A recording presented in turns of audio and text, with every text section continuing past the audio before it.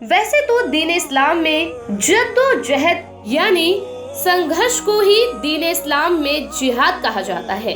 यह संघर्ष, यह जद्दोजहद, फिर चाहे ये जिहाद 2 वक्त की रोटी कमाने के लिए हो या फिर अपनों की हिफाजत के लिए, या फिर आप इसे इस तरह भी समझ सकते हैं, जब एक बाप अपने बच्चों की रोटी और रोजगार के लिए अपने घर से बाहर निकलता है तो वो भी एक तरह के जिहाद के लिए निकलता है। और जिस जिहाद के नाम पर आज मेन स्ट्रीम मीडिया अपने खबरों में मसाला लगाती है, दरअसल मीडिया को यह मालूम ही नहीं कि भारत की आजादी के लिए और अंग्रेजों से संघर्ष करने के लिए बकायदा जिहाद का फतवा जारी किया गया था। उलेमाओं ने जब जिहाद का फतवा जारी किया तब भारत की बड़ी मुस्लिम आबादी ने अंग्रेजों के खिलाफ बगावती सुर छेड़ दिए थे और अंग्रेज धीरे धीरे भारत को छोड़ने पर मजबूर होने लगे थे। लेकिन आज हर चीज को जिहाद का नाम देना फैशन बन चुका है। मतलब अगर किसी मुसलमान ने हिंदू लड़की से इश्क कर लिया तो ये लव जिहाद है। कोरोना में 1-2 दाढ़ी या टोपी वाले मुसलमान पाए गए तो कोरोना जिहाद। किसी मुस्लिम शख्स ने अगर पढ़ाई लिखाई में महारत हासिल कर ली तो एजुकेशन और यूपीएससी जिहाद।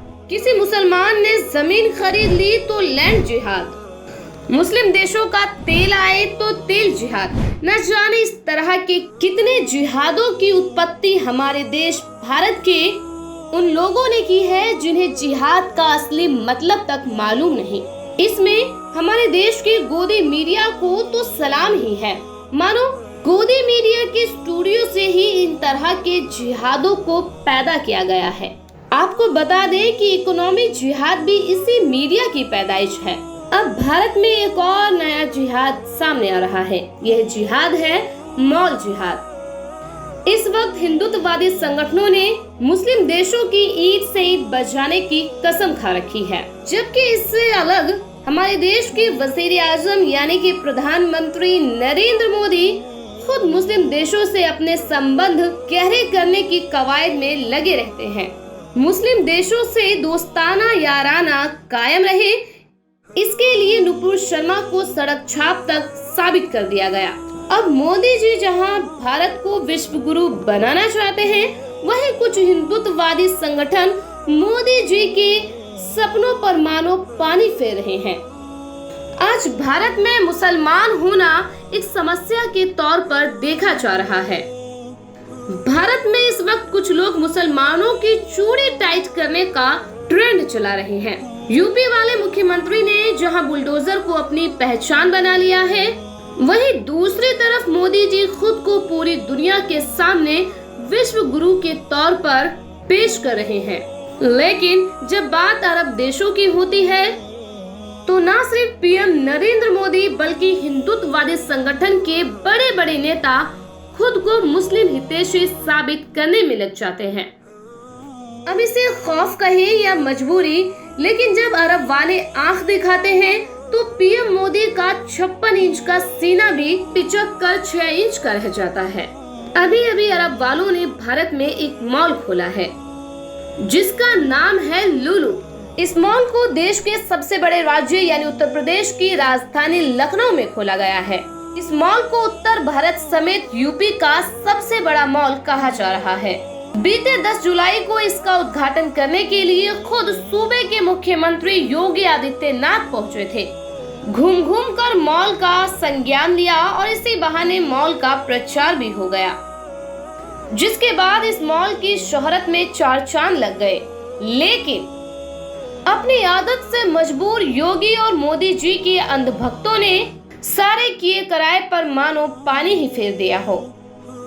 अंधभक्तों ने लुलु मॉल के नाम पर जिस तरह का गंद फैलाया है, इसकी दुर्गंध यूपी के लखनऊ से निकलकर यूएई तक पहुंच गई है। अब अंधभक्तों ने लखनऊ में बहुत ही जबरदस्त तरीके से अरब वालों को मुंह तोड़ जवाब देना शुरू कर दिया है।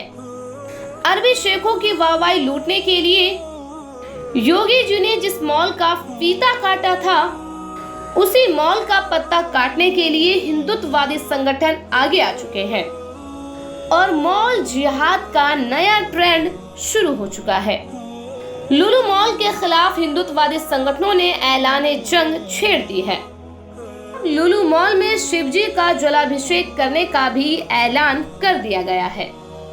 सुंदरकांड और हनुमान चालीसा के बाद अब जलाभिषेक, यानी कि ये कहा जा सकता है कि अब भारत में मुस्लिमों को टारगेट करने के लिए भले ही लुलु मॉल के नाम से नए जिहाद की उत्पत्ति करने की कोशिश की गई हो, भले ही मॉल जिहाद के नाम से एक बार फिर से देश को उसी माहौल में घेरे रखने की कवायद की जा रही हो जहां एक तरफ मुस्लिम है तो दूसरी तरफ हिंदुत्ववादी संगठन। लेकिन इन सब के बीच अंधभक्त ये भूल गए हैं कि इस तरह की करतूत का दूसरा मतलब यह भी है कि अब अंधभक्त अपने ही लुटिया डुबोने में लग गए हैं।